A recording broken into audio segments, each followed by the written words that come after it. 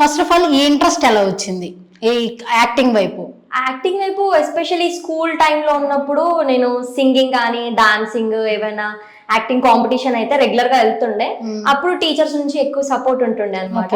So అక్కడ నుంచి కొంచెం ఈ టిక్ టాక్లు, లైకీలు, తర్వాత ఇన్స్టాగ్రామ్, సో అట్లా ఫ్లోలో.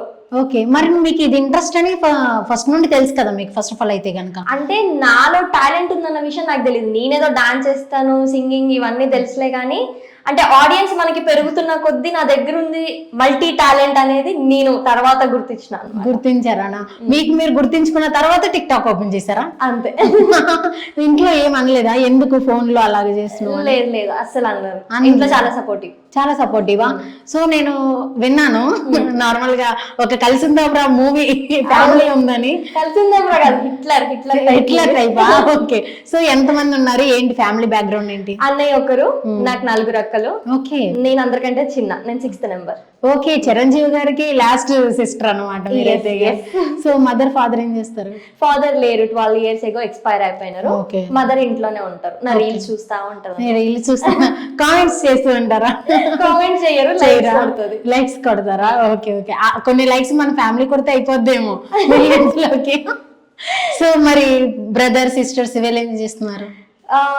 సిస్టర్స్ అందరూ మ్యారీడ్ ఉన్నారు. ఓకే, ఇద్దరు ఇంకా మ్యారేజ్ అవ్వలేదు. ఓకే, అన్నయ్య కూడా మ్యారేజ్ అయిపోయింది. అన్నయ్యకి మ్యారేజ్ అయిపోయిందా? అందరూ జాబ్ చేస్తున్నారు, ఇండిపెండెంట్ లైఫ్. సో మదర్ ఎవరితో ఉంటారు ప్రెసెంట్ అయితే? మదర్ అన్నయ్యతోనే ఉంటుంది. మదర్ అన్నయ్యతోనే ఉంటారా? మీకు మంచి సపోర్ట్, అన్న కూడా మంచి సపోర్టివ్ గా ఉంటారు? అందరికంటే అన్ననే ఎక్కువ సపోర్ట్ చేస్తూ ఉంటారు. ఒక మెయిల్ సపోర్ట్ ఉంటే ఇక్కడ సొసైటీలో చాలా డిఫరెంట్ గా ఉంటుంది.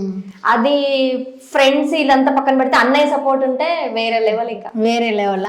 సో మేనకోడళ్ళు మేనల్లుళ్ళు ఎవరు లేరా? మెయిన్ అల్లుడు ఉన్నాడు. మెయిన్ అల్లుడు ఏం చేస్తారు? 3 months. ఓకే ఓకే, సో ఆ సిస్టర్ కి ఇంకా అవ్వలేదు కదా ట్రైనర్, ఫిట్ ట్రైనర్? ఇంకా అవ్వలేదు మ్యారేజ్. సో అక్కకి మ్యారేజ్ అవ్వకుండానే చెల్లెలు చేసుకున్నారు, ఏం అనలేదా ఫ్యామిలీలో? అట్లేం అనలేదు. ఓకే, అదేం లేదు. సో మీరైతే ఫస్ట్ జాబ్ ఏంటి? Normal job? నేను ఐటీ అండ్ స్టాఫింగ్ రిక్రూటర్ గా చేశాను. తర్వాత ఆన్ బోర్డింగ్ కోఆర్డినేటర్, అందులోనే డిఫరెంట్ రోల్స్ లో వర్క్ చేశాను. అదంతా నైట్ షిఫ్ట్ అనుకుంటా. నైట్ షిఫ్ట్ అండి, నైట్ మేరే. అది నైట్ షిఫ్ట్ చేసి మార్నింగ్ అంతా ఇన్స్టాగ్రామ్ వీటిలో పడేవాళ్ళ?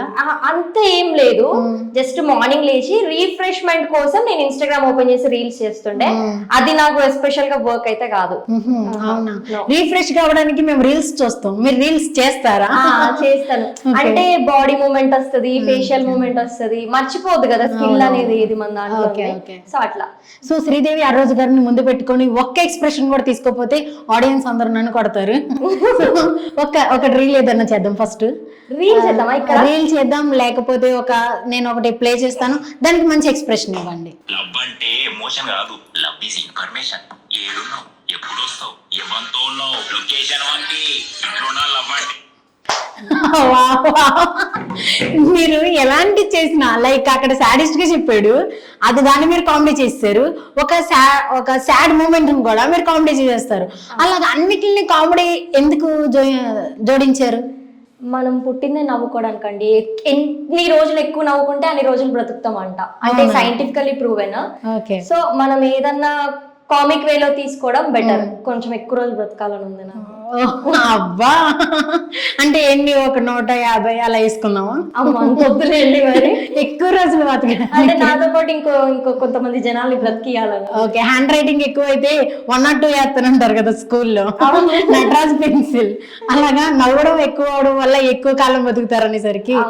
యా ఓకే, ఇప్పుడు ఎడ్యుకేషన్ అంతా ఆ టైం అంతా కూడా మంచిగా ప్రపోజల్స్ అవన్నీ వచ్చి ఉంటాయి కదా? చాలా వచ్చినాయి. కానీ అంత టైం ఉండకపోతుండే, ఎందుకంటే నాకు పైన ఇంకా అక్క వాళ్ళు ఉన్నారు కదా. సో నాకు అక్క వాళ్ళు చాలా బాగుంటారు అనమాట నాకంటే. నేనంతా మీడియేటర్ బ్యాచ్. అంటే మీడియేటర్ అంటే గుర్తొచ్చింది, ఫస్ట్ బెంచా లాస్ట్ బెంచా? మిడిల్ బెంచ్ మధ్యలో.